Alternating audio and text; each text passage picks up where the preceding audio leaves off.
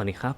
Channel ปอนรีวิวนะครับวันนี้เราจะมารีวิวนาฬิกา Timex The Waterbury Legacy 36 มิล Japan Limited Edition เรือนนี้กันนะครับนาฬิกา Timex เรือนนี้นะครับถือว่าเป็นหนึ่งในเรือนที่หลายๆคนให้ความสนใจเยอะพอสมควรนะครับเพราะว่าเรื่องหน้าตาของเขาเนี่ยที่ถ้าเกิดมองกันก็จะรู้แหละครับว่าหน้าตามันเหมือนกับ Rolex Datejust มากๆทั้งขอบฟลุตนะครับสายก็แนวจูบิลลี่คือเรียกว่าอีกนิดนึงเนี่ยแทบจะเป็น Rolex โคลนอยู่แล้วนะแต่ว่า Timex เองเขาก็จะมีข้อดีแล้วก็จุดเด่นบางอย่างที่เขาเอามาใส่กับนาฬิกานี้จนทำให้แบบมันก็ยังพอมีดีเทลบางอย่างที่ดูมีเอกลักษณ์ของตัวเองอยู่บ้างนะครับซึ่งวันนี้เราจะมาลงดีเทลกันนะโดยที่เรือนนี้เนี่ยผมก็ซื้อมาจากญี่ปุ่นนะครับทีแรกผมไม่ได้รู้เลยซ้ำว่าเรือนนี้มันเป็น Japan Limited นะครับเพราะว่าผมก็เคยเห็นในประเทศอื่นๆที่มันมีรุ่นนี้ขายอยู่บ้างแล้วแต่ว่าสีนี้เนี่ยเหมือนกับว่ามันจะเป็นสีที่มีขายแค่ญี่ปุ่นเท่านั้นด้วยซึ่งถ้าเกิดใครที่เคยเจอนอกญี่ปุ่นเนี่ยยังไงฝากคอมเมนต์มาบอกกันทีนะครับเพื่อยืนยันนะแต่ว่าบนหน้าเว็บไซต์เนี่ยก็เท่าที่หาข้อมูลได้ก็บอกว่าจะมีแค่ในญี่ปุ่นเท่านั้นเลยนะครับสำหรับสีฟ้า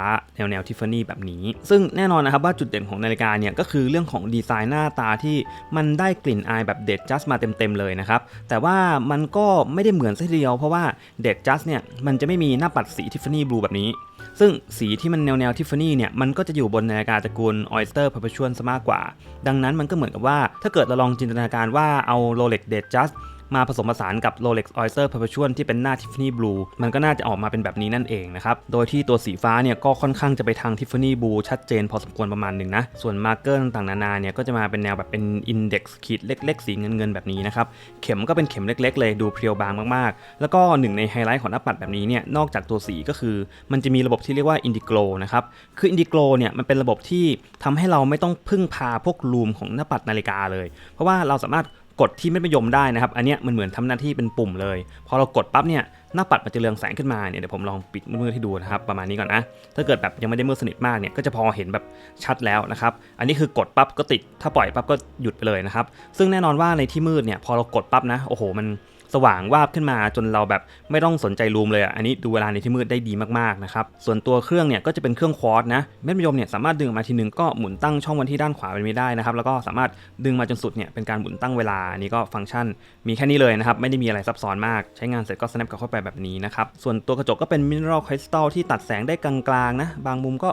ดูเคลียร์อยู่บ้างแต่ว่าโดยส่วนมากเนี่ยก็ยังสะท้อนให้เห็นอยู่เป็นระยะนะครับส่วนอีกหนึ่งไฮไลท์เนี่ยผมว่าน่าจะเป็นเรื่องขอบเบเซลมากกว่าเพราะว่าจริงๆแล้วเนี่ยตอนแรกที่ Timex ทำเรือนนี้ออกมานะผมไม่ได้คาดหวังกับคุณภาพเท่าไหร่เพราะว่า Timex เนี่ยจริงๆก็ต้องยอมรับว่าเป็นนาฬิกาที่วัสดุ material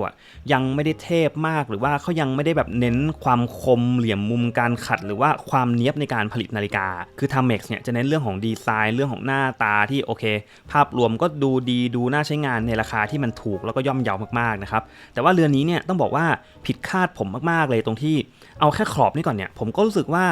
นี่คือคุณภาพการทำขอบจูบิลี่ที่มันสามารถอยู่บนนาฬิการะดับ 2-3 หมื่นได้สบายๆนะคือแบบเกินคาดไปหลายเท่าเลยอะตอนแรกกะว่าจับดูปั๊บเนี่ยมันต้องมาแนวคาซิโอต้องมาแนวแบบเห็นเหลี่ยมเห็นความมนความแบบไม่เนียบของมันอย่างชัดเจนมากๆแต่อันเนี้ยคือเนียบเวอร์เลยนะเพื่อนๆคืออีกนิดนึงนี่ก็จะเป็นไวท์โกลอยู่แล้วนะอันนี้ผมเซอร์ไพรส์สุดๆเลยใครที่มาเห็นตัวจริงเนี่ยรับรองว่าเซอร์ไพรส์เหมือนกันแน่นอนนะครับขอบตรงนี้ทำได้ดีมากอันนี้ยกนิ้วชื่นชมเลยแต่ว่าถ้าเกิดเอาไปเทียบกับ Rolex จริงๆเนี่ยอันนี้ยังเทียบกันไม่ได้นะครับเพราะว่า Rolex เนี่ยมันก็จะคมกว่านี้อีกประมาณนึงแล้วก็ด้วยความที่มันเป็นไวท์โกลมันก็จะแวววาวมีความสว่างกว่าดูดีกว่าอันเนี้ยอีกเลเวลหนึ่งเลยนะครับแต่ถ้าเกิดเอาในราคาที่เราซื้อในรายการเรือนนี้ได้ในหลักพันนะผมว่าไม่มีเรือนไหนในงบหลักพันนะที่ขอบแนวฟลุตแนวหยักแบบเนี้ยจะสู้เรือนนี้ได้อีกแล้วนะครับอันนี้คือ the best เลยส่วนตัวเรือนเนี่ยก็เป็น stainless steel ด้วยนะครับอันนี้ก็ทำมาได้ดีนะปกติ Timex ถ้านาฬิกายังแบบไม่ได้แพงมากหลักไม่กี่พันต้นๆน่ะส่วนมากจะให้แบบเป็นทองเหลืองแล้วก็ชุบสีเงินมาแต่ว่าอันเนี้ยก็เป็น full stainless steel เลยอันนี้ก็เป็นข้อดีอย่างหนึ่งของเรือนนี้นะครับที่ทำให้รู้สึกว่าโอเคแค่เรื่องตัวขอบแค่เรื่องตัวเรือนก็น่าจะเป็นหนึ่งในเรือนที่คุ้มที่สุดของ Timex ได้ไม่ยากเลยนะสามารถพูดได้เลยตั้งแต่ตอนนี้นะครับส่วนขนาดเคสไซส์เรือนนี้เนี่ยเขาระบุว่าเป็นบอยไซส์จะอยู่ที่ประมาณ36มิลนิดๆก็ใส่ง่ายดีนะความหนาอยู่ที่ประมาณ10มิลท้วนนะครับก็กำลังดีเลยแล้วก็รัดทุลักเนี่ยสั้นมากนะครับประมาณ44.4มิลส่วนน้ำหนักชั่งออกมาอยู่ที่ 78 กรัมนะครับฝาหลังก็ปิดทึบมาแบบนี้นะครับแล้วก็มีสกรีนบอกไว้นิดหน่อยนะสเปคการกันน้ำอยู่ที่50 เมตรด้านบนนะครับแล้วก็มีสกรีนบอกด้วยว่าลักไซส์18 มิลอันนี้ดีมากนะมีการระบุไว้ชัดเจนเลยส่วนตัวสายอันนี้ก็ทำได้ดีมากเหมือนกันนะคือตอนแรกที่ผมเห็นนาฬิกานะผมก็เป็นห่วงอยู่แค่2จุดก็คือตัวเรือนเนี่ยมันจะเป็นสแตนเลสสตีลหรือเปล่าแต่สุดท้ายโอเคเป็นฟูลสแตนเลสสตีลก็ผ่านไปละแล้วก็ตัวสายเนี่ยด้วยราคาหลักไม่กี่พันอ่ะมันเป็นจูบิลี่ด้วยอ่ะคิดว่ายังไงก็น่าจะต้องให้แบบเป็นเหล็กพับบางๆที่มันดูก้องแก๊งนะครับแต่ว่าเพื่อนๆนี่คือเหล็กตันๆที่แบบโอ้โหดูแบบไม่น่าเชื่อมากๆว่าเขาจะให้คุณภาพแบบนี้มาได้บนนาฬิการาคานี้นะคือเรียกว่าปกติแล้วเนี่ยถ้าเกิดเอาความคุ้มค่ามันก็จะไปสู้กับพวกคาซิโอพวกไซโก้ราคาย่อมเยาลำบากนะครั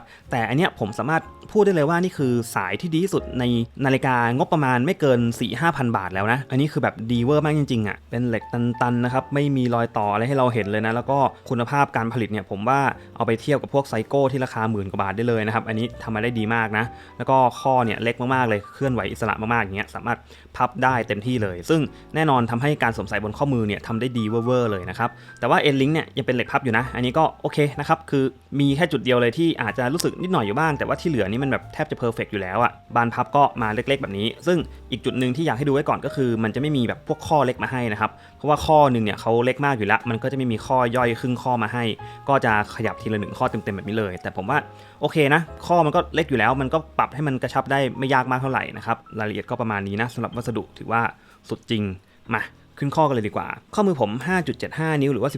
14.5 เซนนะครับอยู่บนข้อก็ออกมาประมาณนี้เลยนี่เพื่อนๆลองดูความเงาของตัวขอบฟลุตนะคือแบบ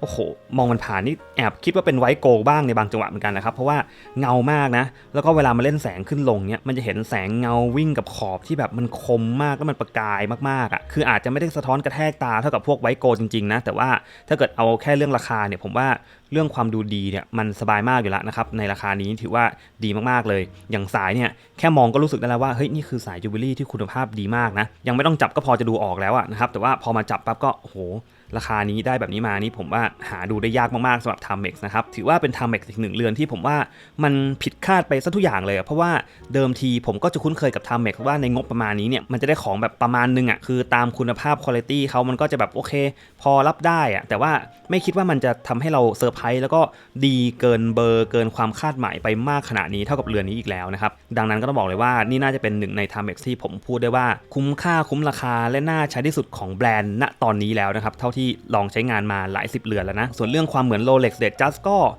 เหมือนแหละนะครับคือมันจะมีคนแซวแน่ๆนะครับว่าเฮ้ยหน้าตามันดูแบบอีกนิดนึงก็จะโฮมเมดแล้วแต่ว่าอ่ะมันก็จะมีระบบพวก Indiglo พวกแบบดีไซน์บางอย่างที่อาจจะดูมีความแบบแตกต่างกันอยู่บ้างไม่ได้เอาแบบโมเดลของ Rolex มาแบบสวมโลโก้แปะลงไปตรงๆอะไรขนาดนั้นแล้วก็เรื่องสีเนี่ยมันก็ยังโชคดีที่ตอนนี้ Rolex เขายังไม่มีตัวหน้าปัดสี Tiffany Blue บนตัวเรือน Datejust 36 มิลนะครับดังนั้นอันนี้ก็เลยแบบโอเคเหมือนกับว่ามันก็มองออกได้อยู่ว่าไม่ใช่ Rolex มองไกลๆก็อาจจะดูมีคล้ายคาแต่ว่าเห็นสีหน้าปัดแล้วกับเคสแบบนี้มันก็ต้องไปยี่ห้ออื่นแล้วล่ะไม่ได้เดาว่าเป็น Rolex ในขนาดนั้นนะครับดังนั้นก็ไม่ได้เขินเลยมากก็รู้สึกว่ามันเก๋ดีแล้วก็ด้วยราคาขนาดนี้เนี่ยเวลาเอาไปให้คนอื่นจับดูมันก็สนุกดีตรงที่ให้เขาเดาว่าคุณภาพแบบนี้มันควรจะกี่บาทไม่มีใครเดาว่าแบบ 3-4 พัน 4-5 พันเลยนะครับซึ่งจริงๆค่าตัวของเรือนนี้เนี่ยจากป้าย5,500นะเพื่อนๆแต่เราก็รู้กันดีอยู่นะครับว่า Timex เนี่ยราคาเขาจะแบบลดหนักหน่วงมากนะครับบางทีลด 30-40-50% ดังนั้นเนี่ยในสีทั่วๆไปของรุ่นนี้นะที่แบบไม่ใช่สีฟ้า Tiffany Blue Japan เนี่ยถ้าเกิดเพื่อนๆอยากได้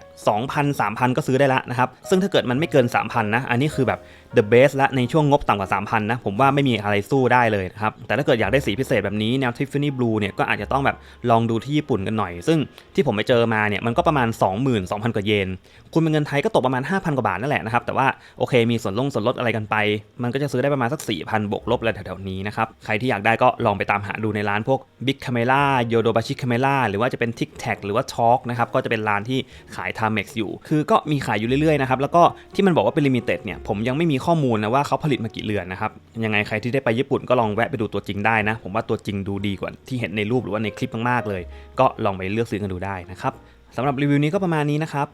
บใครที่มีคำถามอะไรก็สามารถคอมเมนต์กันมาได้เลยนะครับแล้วพบกันใหม่คลิปหน้าครับสวัสดีครับ